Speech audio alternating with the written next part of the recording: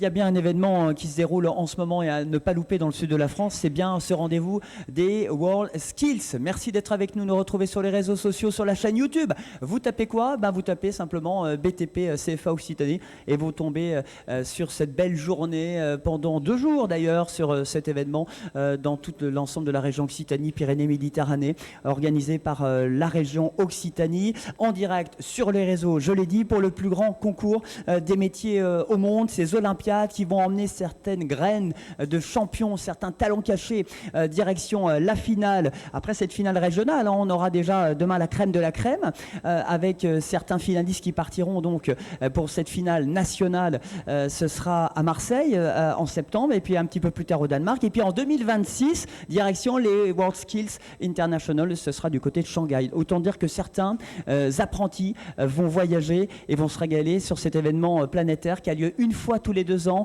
réservé aux moins de 23 ans. Alors ce sont des apprentis, il y a aussi des lycéens, il y a aussi certaines personnes en reconversion, et on va en parler évidemment pour cette épreuve qui rassemble le BTP sur 10 métiers. Et on a vu ce côté immersif depuis ce matin que déjà eh bien, il y a ce challenge qui commence, et puis ça permet de se challenger entre candidats, entre élèves et entre apprentis. On vous remercie en tout cas d'être avec nous. Nous allons donc parler d'apprentissage. Voilà, c'est la thématique de notre émission pendant une bonne quinzaine de minutes pour cette 48e édition de ces Olympiades, de ces sélections régionales, avec déjà ce chiffre, 50 000. C'est le nombre d'apprentis dans la région Occitanie, Pyrénées-Méditerranée, dans le monde du BTP, et on a quasiment le double sur la totalité des apprentis de notre région avec des entreprises partenaires. Donc autant vous dire que l'apprentissage, ça fonctionne. Non, ce n'est pas une voie de garage, et je pense qu'on va tordre le cou, messieurs, dames, à ces idées reçues durant ces émissions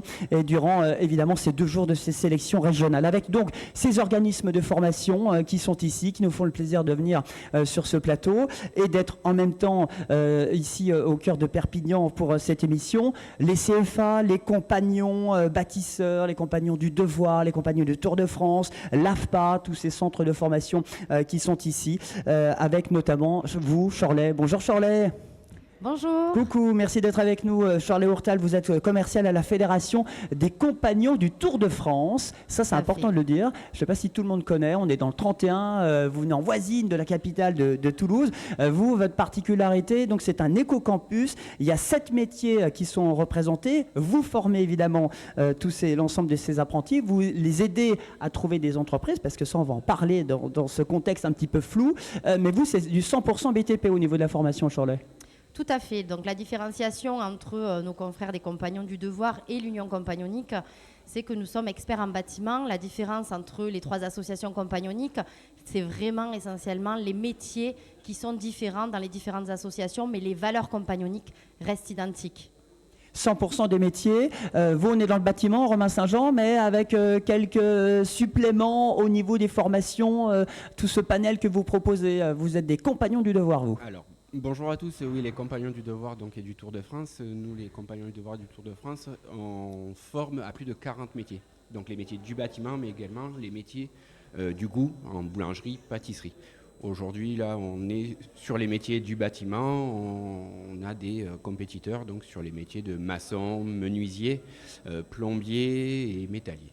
Conseiller relations en entreprise. Tout à fait. Alors ça veut dire quoi? Vous mettez en relation les futurs jeunes, apprentis et les entreprises? Les jeunes apprentis, plus jeunes ou moins jeunes d'ailleurs, sur la partie, on va dire, administrative et commerciale, sur la montée en compétences dans les entreprises. Or, jeune ou moins jeune, ça c'est important de le dire. On n'est pas forcément obligé d'avoir 19 ans pour être apprenti. On peut faire une reconversion professionnelle dans sa vie. Expliquez-nous. Tout à fait.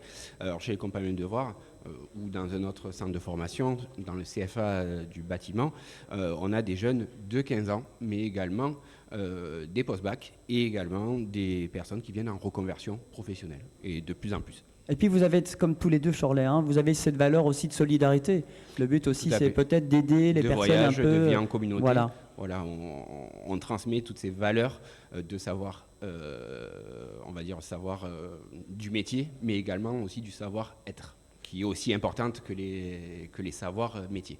promouvoir le volontariat, le bénévolat, la vie associative aussi, hein, qui est un peu le leitmotiv de la compagnie, les compagnons du devoir. Et puis nous avons Michel. Bonjour Michel. Michel Beauboucher, vous êtes de la CMA. Alors la CMA, c'est 3 lettres pour ceux qui ne connaîtraient pas. C'est la Chambre des métiers et de l'artisanat, cher monsieur, de l'Occitanie. C'est ça. Donc je coordonne les 12 centres de formation de la Chambre de métiers et de l'artisanat de région Occitanie.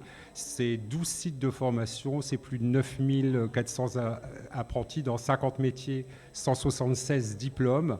Donc des apprentis, des personnes, des apprenants en reconversion professionnelle également, des futurs créateurs d'entreprises. C'est la marque de fabrique de la Chambre des métiers et de l'artisanat, la création et la reprise d'entreprise. Aujourd'hui, donc on a 9 candidats qui concourent, mais sur l'ensemble de la région, c'est plus de 160 candidats qui participent au concours WorldSkills. Est-ce qu'on peut dire que vous êtes un partenaire incontournable des WorldSkills et en même temps pour le développement des entreprises artisanales, la CMA? Tout à fait, puisque les candidats WorldSkills sont souvent des futurs repreneurs d'entreprises. Pour les artisans, pour les élus de la Chambre de métier, les concours d'excellence, c'est une valeur importante, très importante, puisque 30% des jeunes qui réussissent au concours WorldSkills ou MAF, qui est un tremplin pour aller sur le concours WorldSkills, meilleur apprenti de France, s'insèrent à 30% plus rapidement que les autres. Et sur les études qui ont été menées également, 30%, les candidats qui gagnent les concours gomment tout ce qui va être discrimination à l'entrée, les filles qui vont aller dans des métiers d'hommes ou inversement, et d'autres inégalités.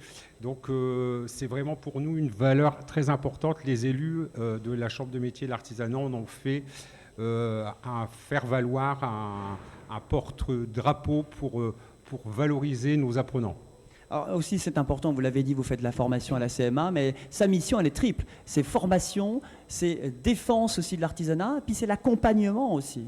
C'est l'accompagnement à la création et la reprise d'entreprise, comme je le disais. C'est aussi une des missions des chambres de métier. C'est aussi d'accompagner les jeunes dans la recherche de maîtres d'apprentissage, d'employeurs. C'est aussi de les aider quand il y a des problématiques particulières et c'est aussi d'aider les artisans à trouver leurs futurs salariés. Et ça, c'est pas une mince affaire. Frédéric, bonjour. Vous êtes prof. J'aime bien avoir un prof aussi sur le plateau. Oui, bonjour. Frédéric Picmal, vous êtes prof au CFA dans l'Académie de Toulouse. Voilà, c'est bien ça. Donc, je suis enseignant en génie électrique pour le CFA de l'Académie de Toulouse. Je suis basé au lycée de la Borde-Basse à Castres. Toute l'année, je forme des élèves justement au métier de l'électricité. Je leur fais passer des concours divers et variés. Vous l'avez dit, je leur fais passer le MAF, qui est le premier, un des concours tremplin pour après venir sur les WorldSkills. Je les prépare toute l'année. On fait des épreuves, on va dire, un peu à blanc dans nos CFA. Et après, on vient, durant les concours, présenter nos jeunes. Alors aujourd'hui, je présente 2 filles au concours WorldSkills. Encore des filles, ça c'est bien, vous voyez. Des filles, parce que c'est relativement rare. Je pense qu'ici sur les WorldSkills, il n'y en a pas beaucoup, et notamment en électricité. Donc ça se démocratise. On a de plus en plus de filles qui viennent chez nous, et c'est de mieux en mieux. C'est de mieux en mieux, et vous n'allez pas dire le contraire. Bonjour Laurent. Laurent Baron, vous êtes adjoint à la direction CFA BTP Occitanie, ici à Perpignan. Tout ce qui est socio-éducatif ? Je suis adjoint de direction chargé de l'accompagnement socio-éducatif, et il est vrai que dans les CFA, en même temps que l'enseignement des matières et des techniques du métier, il est important aussi de pouvoir enseigner aux apprentis les soft skills, tous les savoir-faire qui leur permettront de s'insérer dans le monde du travail et qui leur permettront aussi de devenir des adultes et des citoyens responsables. Donc tout ça, c'est un ensemble, la formation au métier, mais aussi la formation à l'apprentissage de la vie. Et tout ça aussi fait partie de l'excellence des métiers. Bon, vous avez tous un point commun. On a tous un point commun. On aime tous le Sud, on aime tous la région Occitanie, on aime tous le soleil. On aime beaucoup l'apprentissage, mais on a tous un point commun, même si vous ne connaissez pas. Eh bien, vous avez tous des élèves, des apprentis, vous l'avez déjà dit, dont certains sont en apprentissage dans vos centres de formation et qui concourent ici au WorldSkills, à cette sélection régionale. Charles, on va rappeler le nombre d'apprentis que vous avez et dans quel domaine ? Alors, nous avons 21 compétiteurs. Nous avons des compétiteurs en plomberie, en charpente, qui auront lieu donc sur notre site à Plaisance-du-Touche dans le 31. Nous avons des menuisiers, nous avons des métalliers, nous avons des couvreurs aussi également, avec des profils masculins et aussi féminins pour concourir aux WorldSkills. Du côté des compagnons du devoir aussi, vous avez tout autant d'apprentis, tout autant de candidats que vous allez pousser là derrière jusqu'à demain soir. Alors nous, on a 4 apprentis, notamment en maçon, plombier, métallier et une peintre également, une demoiselle. Une demoiselle, encore une, et tant mieux, on ira la voir, on aura le temps. Michel, combien d'apprentis du côté de la CMA, la Chambre des métiers de Alors, l'artisanat? Pour la Chambre des métiers de l'artisanat, nous avons 9 candidats aujourd'hui, donc en maçonnerie, en peinture, plaquiste, électricité et menuiserie. Voilà pour le réseau des chambres des métiers. Merci Michel. Frédéric, vous êtes venu avec combien d'élèves donc du coup? Alors, moi je suis venu seulement avec 2 élèves, deux représentantes féminines pour la partie électricité. Et puis au CFA, combien de compétiteurs? Alors, DTP CFA Occitanie aligne une 50aine de candidats et pour le campus de Perpignan, nous en avons 20. C'est déjà pas mal. Sur un campus qui compte 900 élèves et sur l'ensemble des CFA BTP Occitanie, il y en a 5 dans la région. C'est jusqu'à 4000 si je ne dis pas de bêtises, donc ça fait effectivement beaucoup d'élèves. 3500. Je suis un peu de Marseille, moi. Je suis déjà à la finale nationale. Mais on espère bien après les WorldSkills arriver à 4000. Ben, on espère aussi, c'est le but. Comment vous les avez motivés, tous ces élèves? Vous, en tant que prof, par exemple, Frédéric, est-ce que pour eux, c'était logique de faire cette compétition? Déjà, est-ce qu'ils connaissaient les WorldSkills de nom? Alors, ils connaissaient de nom les WorldSkills parce qu'il y a quand même pas mal de publicité sur les réseaux sociaux. Mais en fait, ça a été un peu les MAF qui nous ont fait un petit tremplin. Donc, on les a habitués à passer des concours, à essayer d'aller vers de l'excellence, à s'appliquer dans leurs travaux dans des temps relativement impartis, à avoir des professionnels qui viennent et qui jugent leur qualité, qui jugent leurs travaux. Et ça nous a permis, en fait, de créer une petite émulation dans nos filières. Par choix, on n'en sélectionne que 2, mais on pourra en sélectionner bien plus parce qu'il y a beaucoup de personnes qui voudraient venir participer à ces concours, qui sont le MAF et les WorldSkills. Vous êtes allé les soutenir depuis ce matin, vous avez pris un peu la température sans les déranger? Alors bien sûr que je les soutiens depuis ce matin, je n'ai pas le droit de participer, j'aurai beaucoup de choses à dire, je ne leur dis pas, mais... Un débrief positif ou négatif? Alors il y a énormément de positifs, un peu de négatifs, très peu, mais je suis extrêmement fier de ce qu'elles ont réalisé. Romain, comment vous les trouvez, vous, vos candidats apprentis dans cette compétition régionale? Ils sont parfaits. Ils vont gagner? Bien sûr. Non, bien sûr, ils sont motivés et ils vont faire du mieux qu'ils peuvent. Chez les Compagnons du Devoir et dans les autres centres de formation, se challenger, essayer de faire le meilleur de soi-même. Ça fait partie des valeurs qu'on leur partage tout au long de l'année. Chorlet, même sentiment, vous aussi, vous les poussez, vous les incitez. Comment vous leur en avez parlé? Là aussi, je pose toujours la même question, mais tout le monde ne connaît pas forcément, même si c'est la 58e édition, c'est vrai. Mais il y a déjà, ok, je vais le faire, et puis après, vraiment y aller, quoi, parce qu'il y a toujours ce stress qui est là, et puis ce challenge qu'il faut se donner.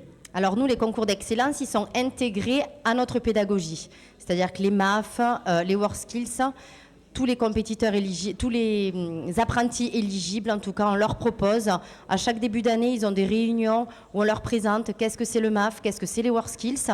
Et ensuite, ça fait partie des valeurs compagnoniques, le dépassement de soi. Donc, on les incite effectivement à participer à tous ces concours d'excellence qui, je pense, sont importants pour leur avenir aussi également. Michel, je pense que tous ceux, notamment ces demoiselles qui participent et qui représentent la CMA avec grande fierté, qu'est-ce que vous avez envie de leur dire actuellement là? Eh bien, écoutez, en tout cas, on les encourage.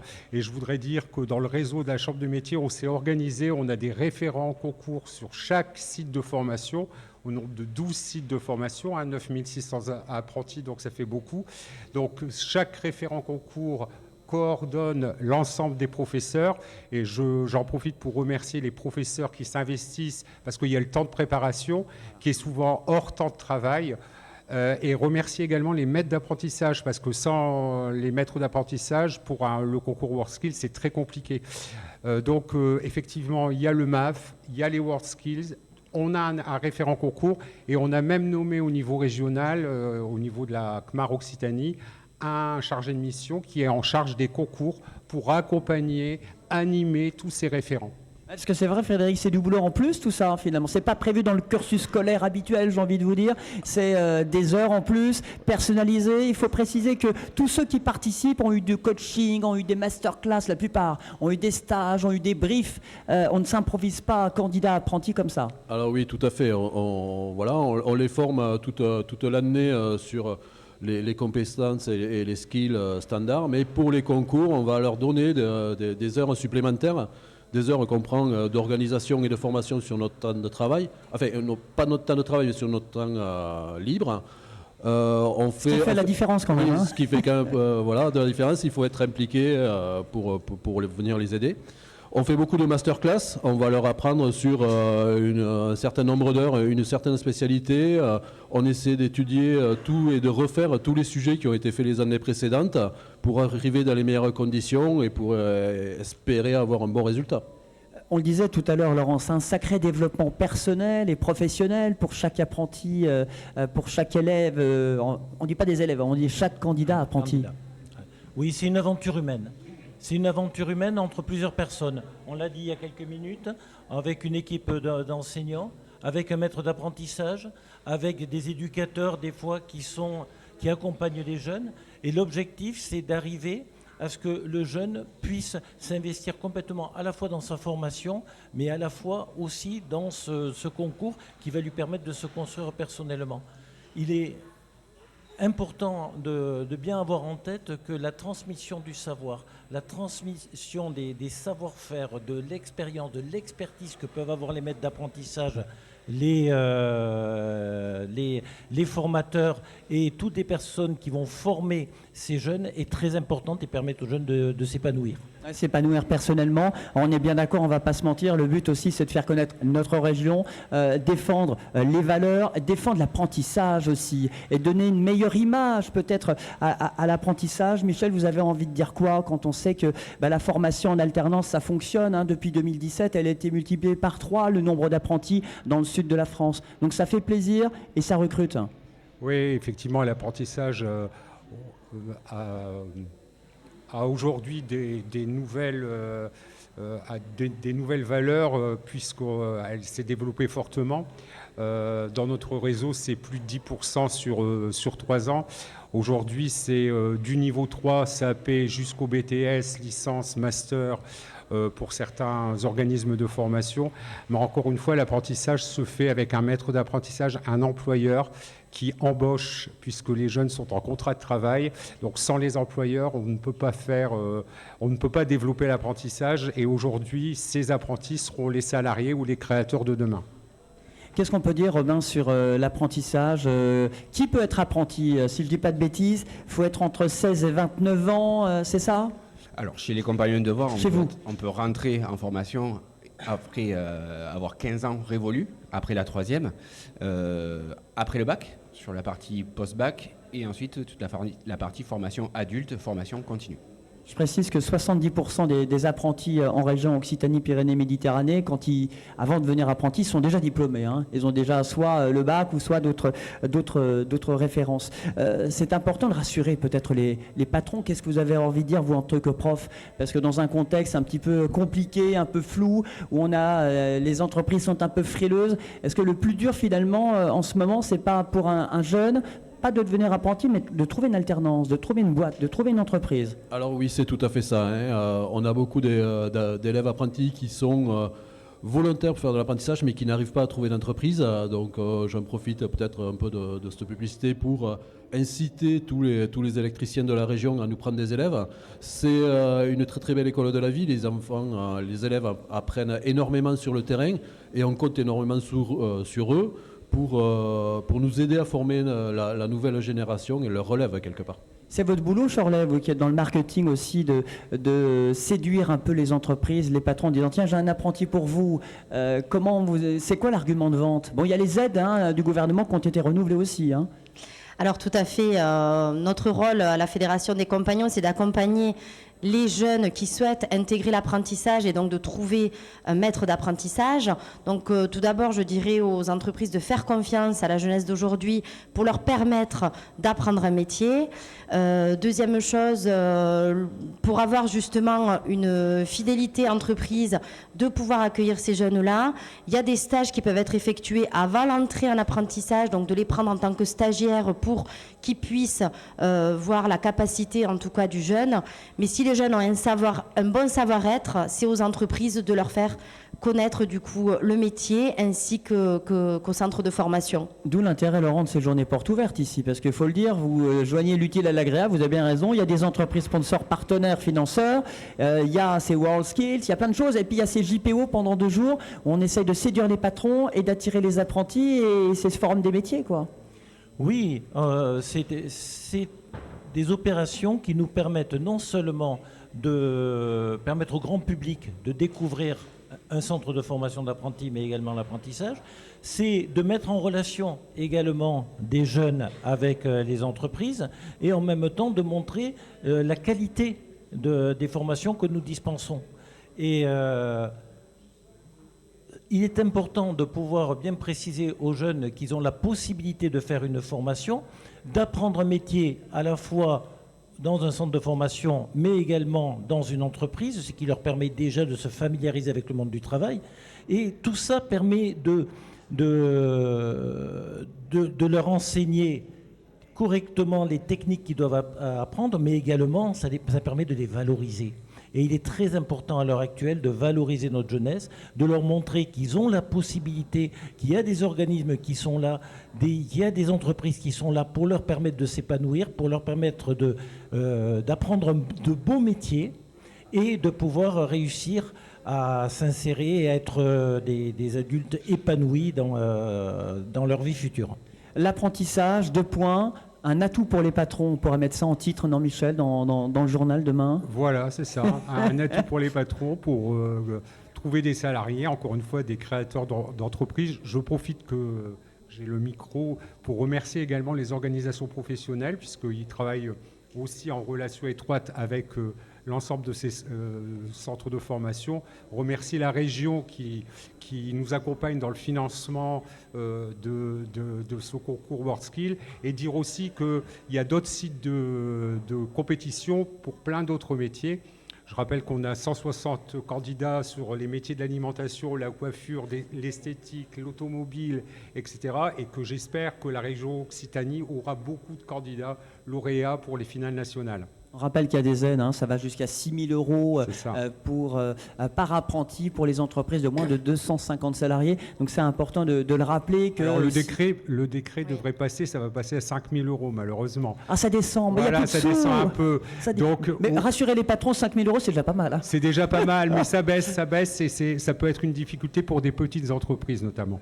Bon, le BTP CFA Occitanie, c'est 4 000 apprentis, c'est 3 000 entreprises partenaires, c'est 85% de taux de réussite, messieurs, dames, et c'est surtout quasiment 9 apprentis sur 10 qui a derrière son CDI dans l'entreprise dans laquelle il a évolué entre ces 3 mois et ces 6 mois et ces 3 ans. C'est ça. Ce qu'il faut retenir, c'est le taux de réussite à l'examen, mais surtout le taux d'insertion derrière. C'est-à-dire que la grande majorité des apprentis qui sortent de formation en apprentissage en général et dans BTP CFA Occitanie en particulier, trouvent une entreprise. Et nous avons des jeunes qui deviennent ouvriers dans ces entreprises, nous avons des jeunes qui deviennent chefs d'équipe au bout de quelques années, et nous avons également des apprentis qui reprennent l'entreprise, c'est-à-dire que l'apprentissage leur permet de se former, de se familiariser au fonctionnement de l'entreprise, de pouvoir acquérir des compétences et pour pouvoir par la suite devenir eux-mêmes artisans, eux-mêmes chefs d'entreprise. D'ailleurs, nous avons beaucoup de nos anciens apprentis qui reviennent, qui eux-mêmes ont créé leur entreprise et qui prennent des apprentis. La boucle est bouclée. Il faut le dire, c'est aussi des lycéens, c'est aussi des personnes en reconversion. On peut avoir moins de 29 ans, sauf exception un peu plus âgée, pour être apprenti. Et puis Chorley, avec les compagnons du Tour de France, eh ben justement, ça porte bien son nom. Ceux qu'on la bougeotte, eh bien, on quitte un peu la région de Toulouse et votre éco-campus pour faire le Tour de France. Tout à fait. Un jeune qui a un diplôme métier, tout métier confondu d'ailleurs, du moment qu'il travaille la matière, a la possibilité d'intégrer le Tour de France.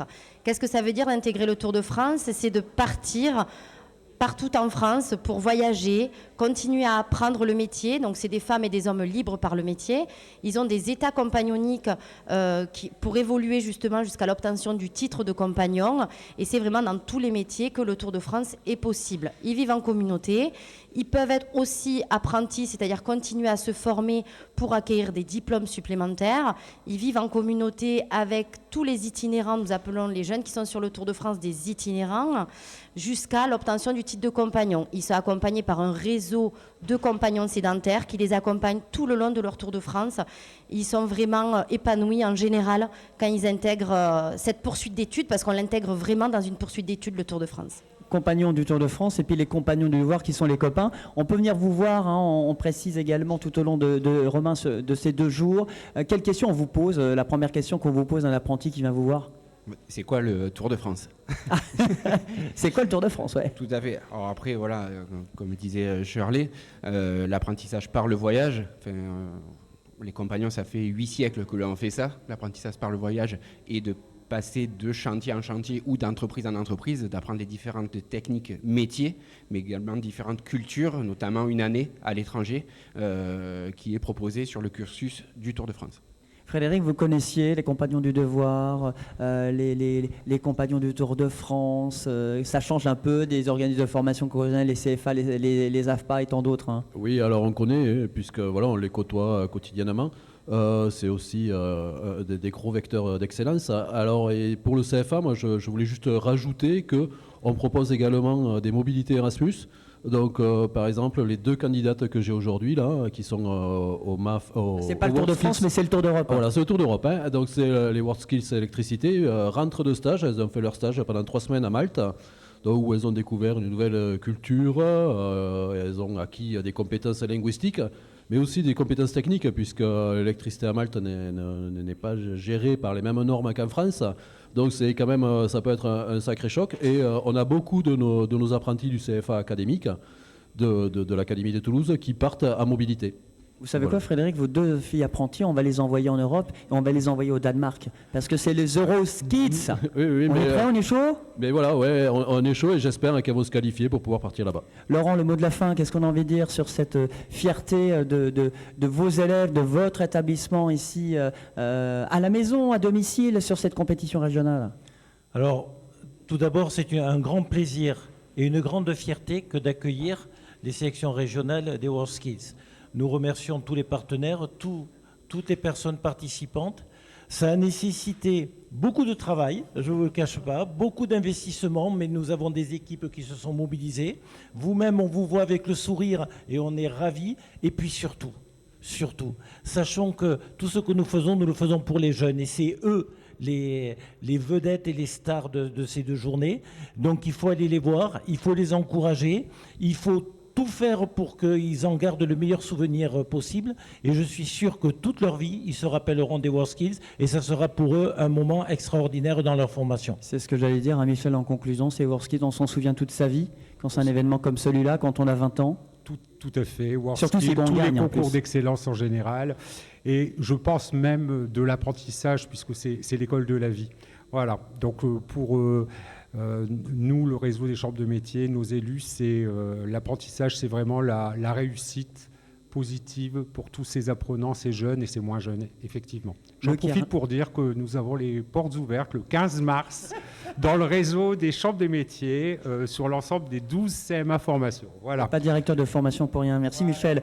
Carrelage, construction, béton armé, installation électrique, maçonnerie, menuiserie, métallerie. Voilà, ces 10 métiers passion dans l'univers du BTP pour ces WorldSkills. Big up, comme on dit, à notamment Jason Cook, juré qui a déjà fait les EuroSkills et qui lui aussi aimerait aller au Danemark. On a Kylian et Julien, ce sont les meilleurs apprentis de France 2021. 2024 et qui ont déjà la médaille et qui reviennent à nouveau cette année. Il faut dire que certains qui ont fait ça il y a 2 ans, cette année, on les revoit à nouveau sur ces compétitions. C'est-à-dire, si vous vous êtes raté, si vous êtes planté, dans 2 ans, vous pourrez revenir. À Perpignan ou pas, on verra ça. Je donne un dernier site internet, messieurs, dames, apprentissagenregion.fr. Ça, c'est hyper important. C'est le conseil régional. C'est près de 870 offres de contrats avec des métiers, des formations, des jobs. Donc, c'est ça, c'est un coup de pouce, hein, si vous nous regardez sur les réseaux sociaux, si vous cherchez un patron. Et c'est en plus géolocalisé dans nos différents départements, parce qu'il faut le dire que la région Occitanie est particulièrement engagée dans la valorisation de la formation, évidemment, par l'apprentissage et l'alternance. Messieurs, dames, on vous remercie pour cette émission. On peut les applaudir, s'il vous plaît. Ils ont bien travaillé. Merci Charlet, merci Romain, merci Michel, merci Frédéric et merci Laurent. Et vive les Euroskills. On va le dire ensemble, et surtout les WorldSkills. Reprenez le micro, on va le dire ensemble une dernière fois. On regarde la caméra, elle est là. À 3, on dit WorldSkills. 1, 2, 3. WorldSkills. Et à très bientôt sur nos réseaux sociaux. À tout à l'heure pour d'autres aventures.